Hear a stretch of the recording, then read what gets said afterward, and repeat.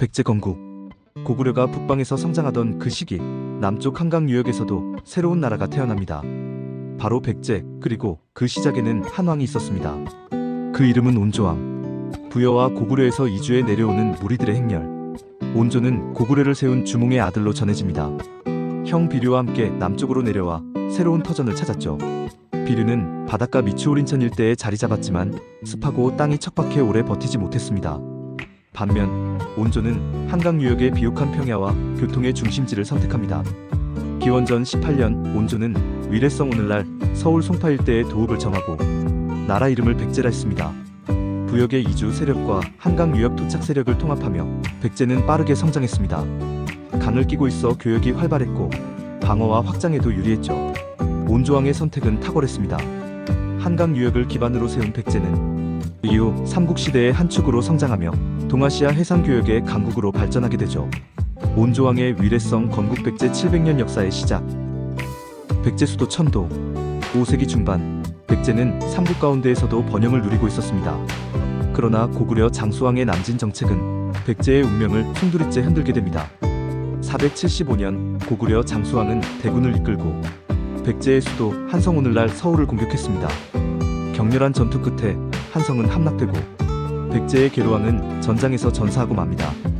백제는 건국 이후 최대 위기를 맞이했습니다. 왕위를 이은 문주왕은 더 이상 한강 유역을 지킬 수 없다고 판단했습니다. 결국 수도를 남쪽의 웅진 오늘날 공주로 옮기게 됩니다. 웅진은 산으로 둘러싸여 방어에 유리했고 한강 유역을 잃은 백제가 재기를 꾀할 수 있는 새로운 거점이었습니다. 한성의 함락과 웅진 천도는 백제가 더 이상 북방의 강국이 아닌 남쪽으로 밀려난 나라가 되었음을 의미했습니다. 하지만 이 위기 속에서도 백제는 다시 힘을 모아 새로운 역사를 이어가게 됩니다. 475년 수도 천도 백제의 실현과 생존의 선택. 백제 근초고왕, 마한 정복과 세력 확장.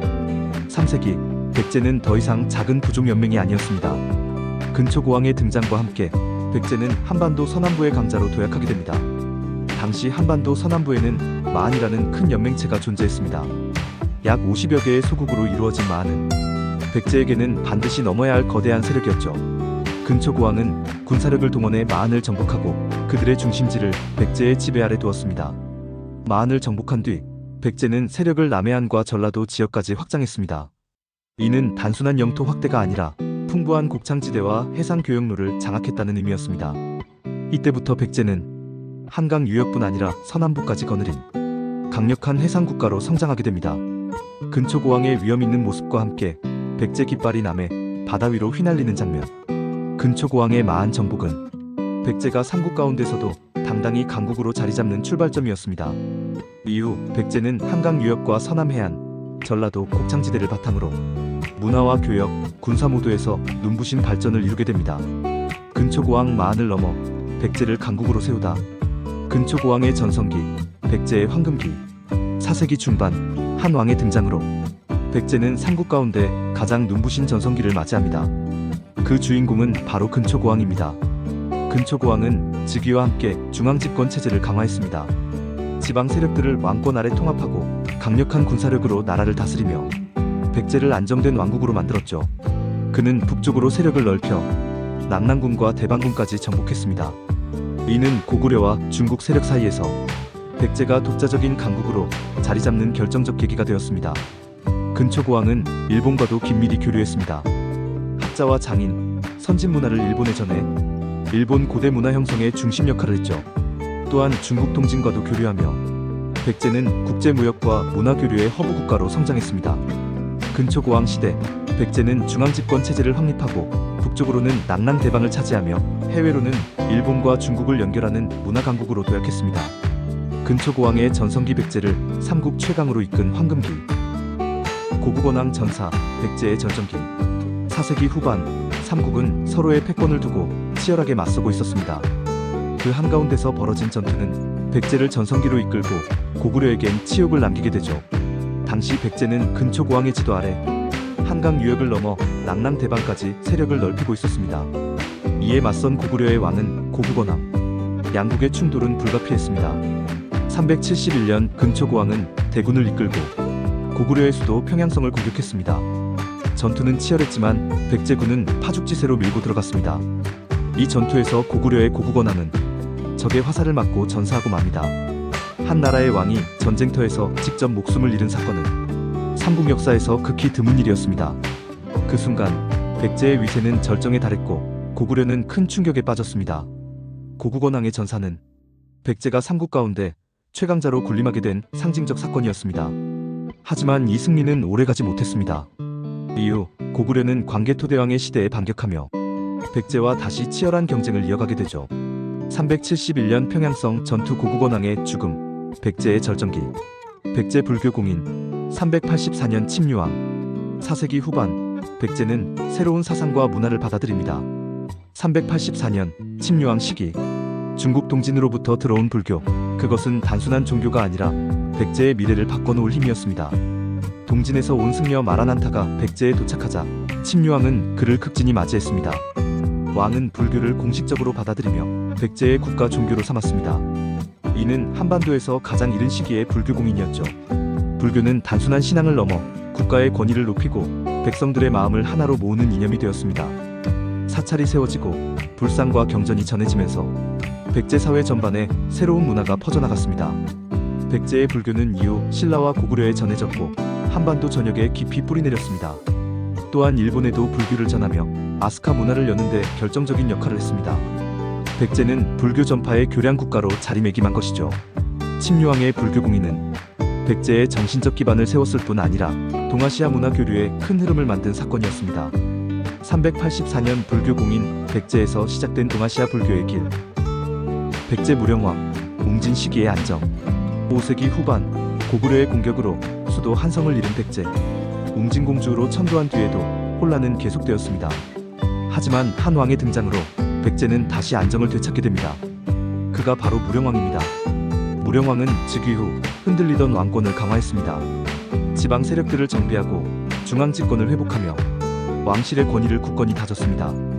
그의 통치 아래 백제는 다시 질서를 되찾고 내부 안정의 길로 들어섭니다. 무령왕은 외교에도 적극적이었습니다. 중국 남조양 나라와 교류하며 문물을 받아들였고 일본과도 긴밀한 관계를 유지했습니다. 특히 일본의 불교와 선진 기술을 전해주며 백제는 국제문화 교류의 중심지로 자리잡게 됩니다. 오늘날 충남 공주에 있는 무령왕릉은 웅진 시기의 백제를 잘 보여주는 대표적 유적입니다. 정교한 금제 장식품과 벽돌 무덤은 백제가 얼마나 높은 수준의 문화를 누렸는지 말해주고 있죠. 무령왕 시기, 백제는 혼란을 수습하고 다시 강국으로 성장할 기반을 마련했습니다. 그의 안정된 통치는 훗날 사비천도로 이어지는 백제 부흥의 초석이 되었죠. 무령왕 웅진 백제를 다시 일으켜 세운 왕. 백제 성왕의 사비천도. 6세기 중반, 백제는 새로운 도약을 준비합니다. 538년 성왕은 과감히 수도를 옮기며 백제 역사에 또 한 번의 전환점을 만들었습니다. 그곳은 바로 사비, 오늘날 부여입니다. 웅진은 방어에는 유리했지만 좁은 지형 탓에 국가의 성장에는 한계가 있었습니다. 성왕은 보다 넓고 중심적인 입지를 찾아 수도를 사비로 옮기기로 결정했습니다. 성왕은 수도를 옮기면서 국호도 바꿨습니다. 남부여라 칭하며 부역의 전통을 계승한다는 정체성을 강조했죠. 또한 중앙 집권 체제를 강화해 국가 운영을 더욱 효율적으로 만들었습니다. 사비천도는 백제가 정치적 안정을 회복하고 새로운 전성기를 여는 발판이 되었습니다. 이 시기 백제의 불교 문화와 예술은 크게 발전했습니다. 사찰과 불상이 활발히 조성되었고 백제 특유의 세련되고 우아한 예술 양식이 꽃피었습니다. 이 문화는 일본과 중국 남조로 전해져 동아시아 전반에 큰 영향을 끼쳤습니다. 성왕의 사비천도는 백제가 한강 유역을 잃은 위기를 극복하고 다시 강국으로 도약할 수 있었던 새로운 시작이었습니다. 538년 사비천도, 백제 주문과 문화 황금기의 출발. 백제 성왕, 관산성 전투의 비극. 6세기 중반, 삼국은 한강 유역을 두고 치열하게 다투고 있었습니다. 백제 성왕은 고구려를 견제하기 위해 신라와 손을 잡지만 그 선택은 비극적인 결말을 맞이하게 됩니다. 성왕은 신라와 동맹을 맺고 고구려로부터 한강 유역을 되찾았습니다. 잠시 백제의 옛 영광이 되살아나는 듯 보였죠. 하지만 신라는 한강을 독차지하며 백제를 배신했습니다. 이 갈등은 곧 피해 전쟁으로 번지게 됩니다. 554년 성왕은 직접 군사를 이끌고 신라의 관산성을 공격했습니다. 그러나 예상과 달리 백제군은 신라의 반격에 밀렸습니다. 전투 도중 성왕은 포위에 몰려 끝내 전사하고 말았습니다. 한 나라의 군주가 전장에서 목숨을 잃은 충격적인 사건이었죠. 관산성 전투의 패배로 백제는 국력을 크게 잃었고 이후 삼국 균형 구도에서 점차 밀려나게 되었습니다. 반대로 신라는 한강 유역을 확실히 장악하며 강대국으로 도약할 발판을 마련했습니다.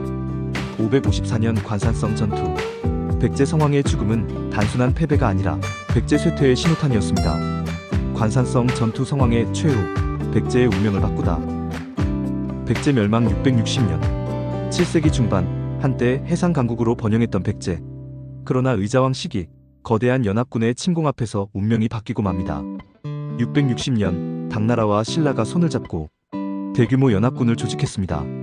당나라 장수 소정방과 신라의 김유신이 수십만의 병력을 이끌고 백제를 향해 진격합니다. 이미 내부적으로 국력이 약해진 백제는 이 거대한 공세를 막아내기 어려웠습니다. 결정적인 전투에서 백제의 수도 사비성은 포위되었고 마침내 함락당했습니다.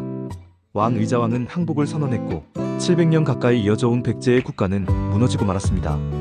그러나 역사는 거기서 끝나지 않았습니다. 흑지상직, 복신, 도침 등 충신들은 끝까지 항전하며 백제 부흥운동을 이끌었습니다. 하지만 연합군의 힘은 너무나 거대했고 결국 이들의 노력도 실패로 끝났습니다. 660년 백제의 멸망은 삼국의 균형이 무너지고 신라 중심의 통일로 이어지는 결정적인 사건이었습니다. 그러나 백제의 문화와 정신은 일본과 한반도 곳곳에 이어지며 지금까지도 찬란한 흔적으로 남아있습니다. 백제 멸망. 그러나 문화의 불꽃은 꺼지지 않았다.